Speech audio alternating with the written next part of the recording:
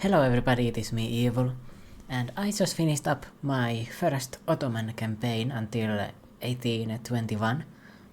I was just trying things out and collecting achievements. I think I got 14 achievements from this run because I usually quit about in the 1600s or the 1550s. I don't usually go until 1821, but I made an exception here because I wanted to get some achievements and I wanted to reach the end to see how far I could go and stuff. So anyway, yeah, starting here as the Ottomans, I guess I just start playing it. First I took Byzantium, naturally. Then I took out Venice because I don't want to deal with the aggressive expansion with them. Looks like I'm expanding. Okay, I took out that place there and Kandar.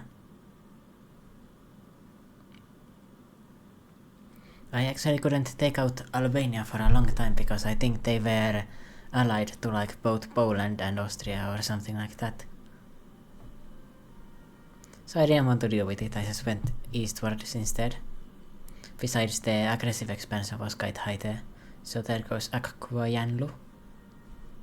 Let me just put like this so you can see the the rest of the map.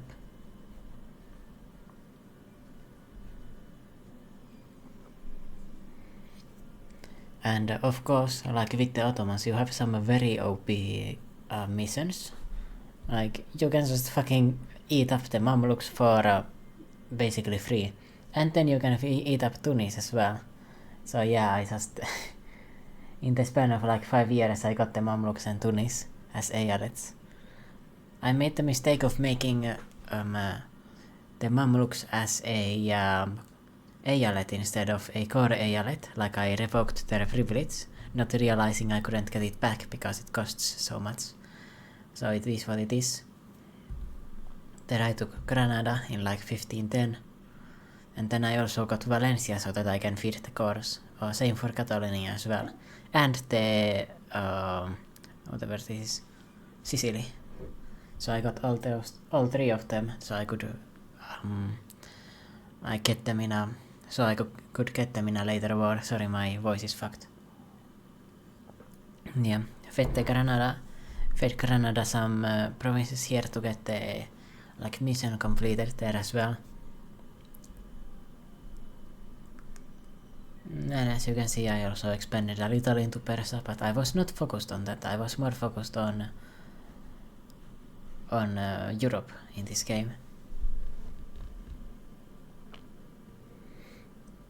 Russia was actually having a really good campaign for a bit, but they were like 10,000 ducats in debt and they ended up going bankrupt. So they kind of fell apart in that moment. It was just because taking them out was so expensive that I couldn't really do it. Like that was the issue with them.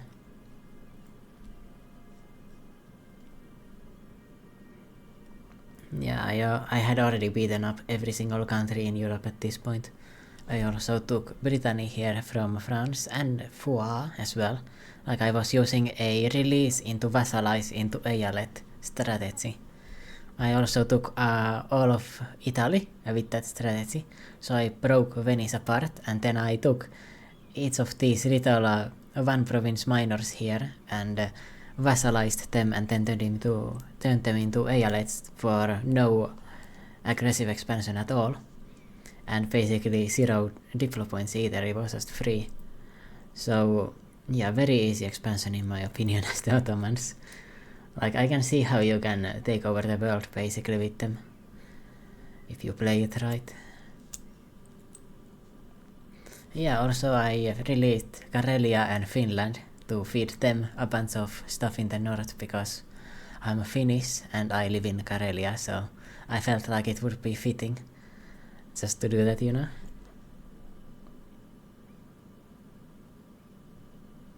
And Russia is now basically gone. France also got eaten by the Palatinate. They were the Holy Roman Emperor. I also struggled with taking out the Hezari, to be honest. Like, I don't know what I did wrong, but it's like They just did not bother dying, you know. It was so frustrating. Like, I kept on like missing out electors from the war because they had pieces with me and I couldn't like chain them in the alliance. So the Holy Roman Empire existed for way longer than it should have. And I was kinda busy getting some achievements, so I wasn't like aiming on conquering like one specific part of the world that fast.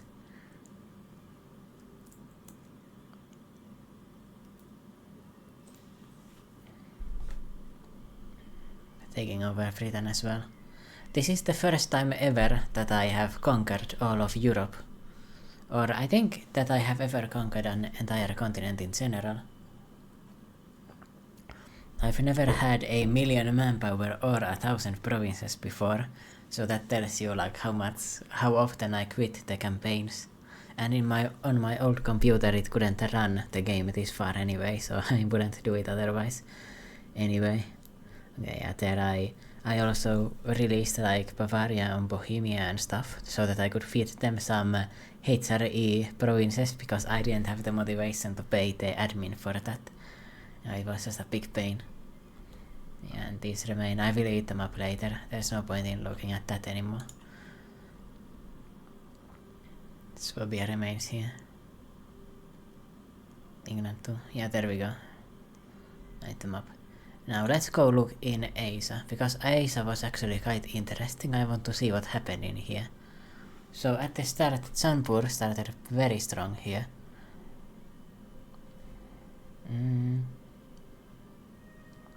Oirat. Okay, this is just normal still, right? Okay, let me put the 3 times speed.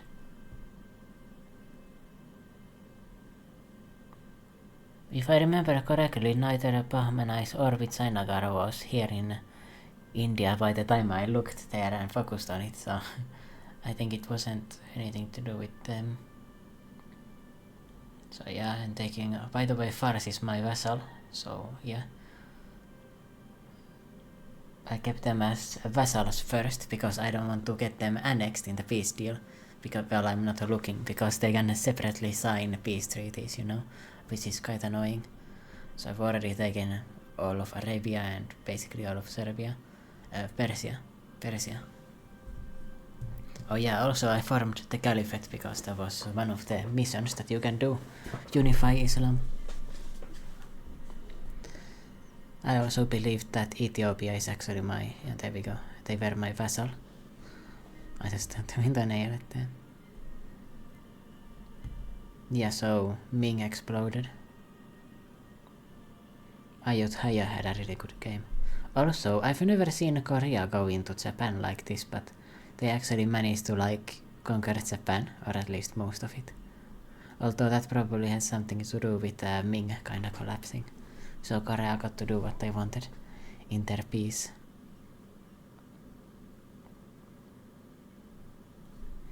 Bukhara also formed and was really big, but I guess that was because I took out Russia before they could expand there. So that's the reason for that. Yeah, Jaipur was actually really big. What happened to them? Because... oh, they collapsed like right before I went to look here. Or did they form... oh, they formed Delhi, okay. That is why. Yeah, so that's why I was fighting Delhi here. Also, I realized that I have to do the Master of India achievement, so I started to like speedrun conquer these places. And I tried to do them without ayalets, because I wasn't sure if I had to annex them or not. So I didn't have to annex the vassals, by the way, in India. By the way, the only great power in this game that I didn't go to war with was Korea. They are the only one that I didn't fight. I fought everyone here. I fought Australia when they were... by the way, this is a colony of Portugal. I fought Congo. I fought Kilwa and Mali, which had taken all of sub-Saharan Africa. Then Incas also were here, and the British here. Let me zoom in on Africa instead. See what happens here.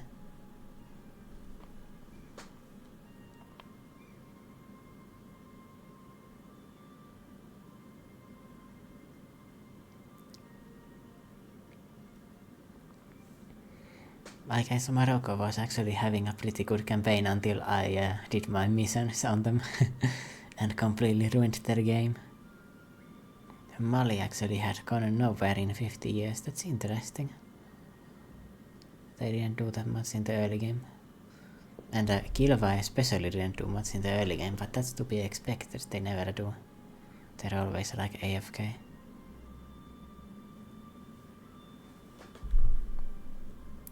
Funds. Oh, Vadal. Is that like an actual state? I've never seen that before.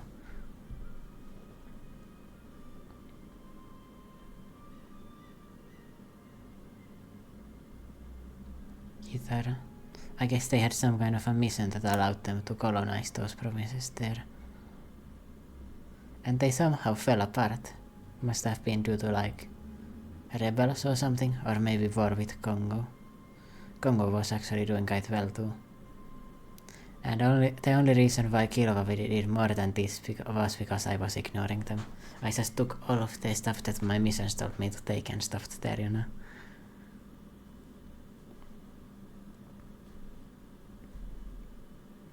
Kilva even took over Madagascar. I've never seen that before, but you know, I used to play a long time ago when the AI was really bad at attacking provinces overseas. Yeah, so basically I owned all of Africa. I'm missing this island, Buganda and Moravia. I just needed to attack Congo, I think. Yeah, Congo and Mali. With Mali I actually ran out of time. I was fighting them in 1821, January 1st, and I was hold up. The game is about to end, I'm just going to end the war. So I couldn't quite get rid of Mali. I would have conquered them in like 6 more months. Now in the Americas, let me see what happens here. I'm just gonna put it into a faster speed because not much happens, right?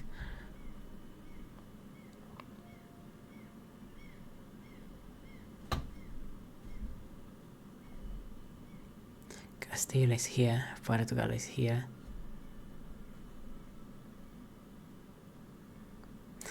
There's Ottoman Brazil. I was just farming the Iberians for stuff. The Inca also formed and they were very strong in this game. Because I took out the colonizers so early they couldn't remove Inca. Yeah, Portugal couldn't handle them.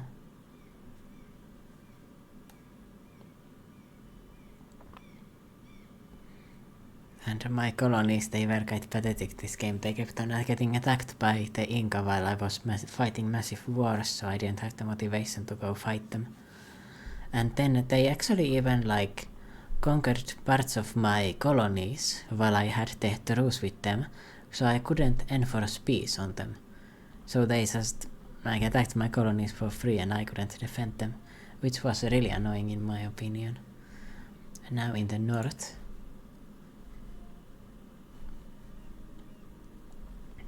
and yeah, I know like playing the Ottomans is like really basic and stuff, but I've never done like a really big campaign where I took over most of the world like this. And I know like I could have done it way faster, but the first time I was playing the Ottomans recently, like I played until the 1600s and I actually got into a massive coalition. I might have overestimated my abilities a little bit, and I probably could have won the war, but I had to fight like 5 million people and I was like, okay, maybe I don't have the motivation to deal with this. Yeah, this was really like standard, like I was just taking over the English very, very slowly. Boom. Yeah, made the borders look nice at the end. Now, how do I leave the history timeline? Oh, I don't know how to go back to the victory screen. Let me look up online how to end that.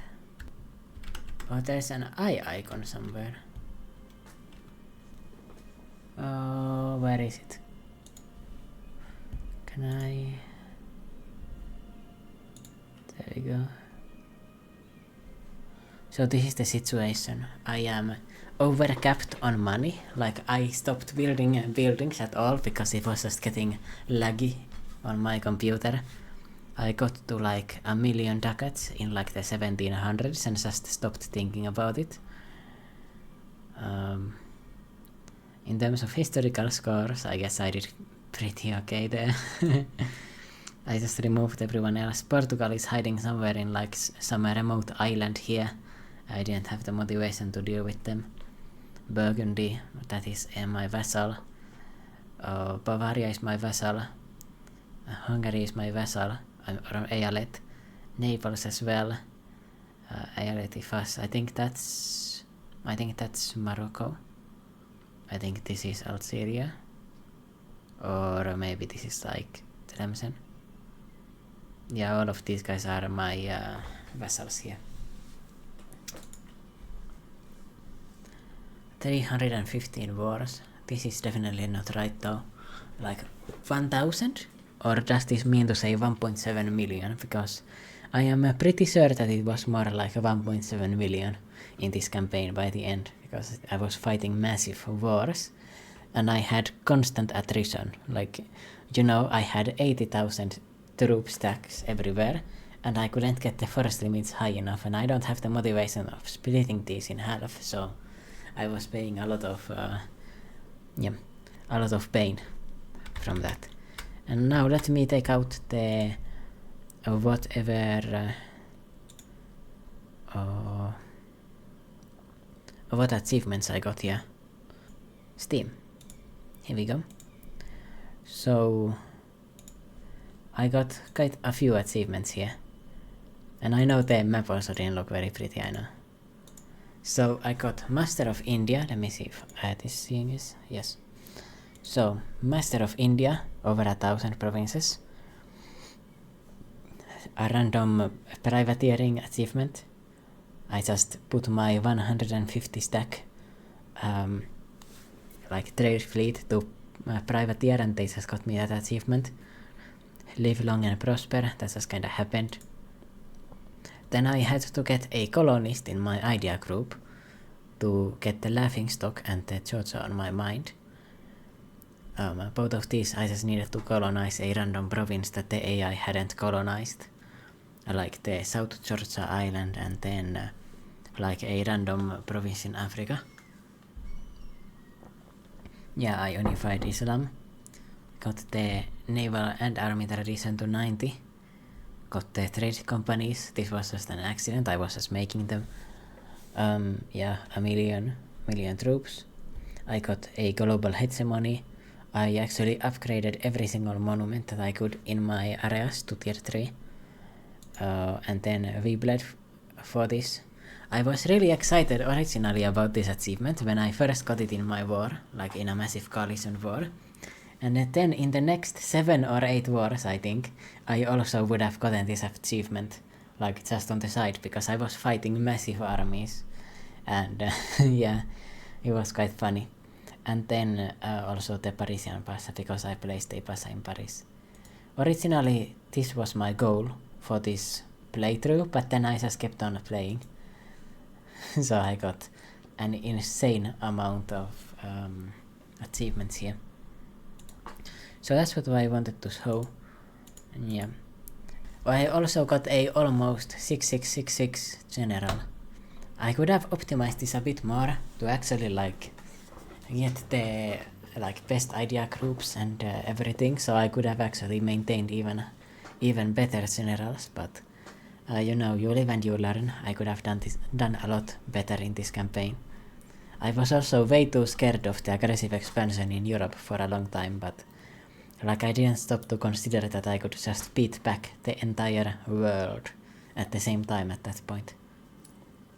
I also stopped expanding for like 20 years or 10 years because of the revolution, but then I realized I just need to get the disaster to fire, so I let it fire and then I beat the rebels immediately because I mean, I had a million troops, of course I did. So yeah, thanks for watching everyone, and you know, it's really exciting to finally finish a campaign. I'll see you next time for whatever other campaign I decide to do. Also, my force limit is 5,000 and I'm only using 1.5k. Like, I had no use for the rest of them. I had already beaten everyone and I could like steamroll them effortlessly. So I didn't even bother doing that. Also, I built forts in every province in Persia and Georgia. And I was watching the Indians like come here and try to siege me down, and then like slowly ran out of manpower before they got anywhere meaningful. It was quite satisfying. Thanks for watching, and I'll see you next time.